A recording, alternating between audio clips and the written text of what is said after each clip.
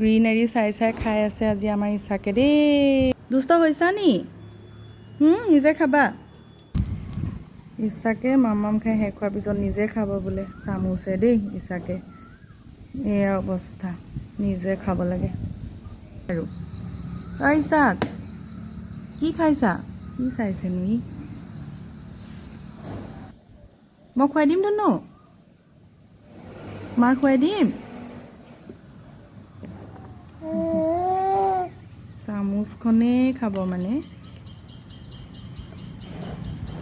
ইচ্ছাকৰ মাম খোৱাটো পাপাক দেখুৱাব লাগিব দেই। এইফালে নাখায়, এইটো নাখায়।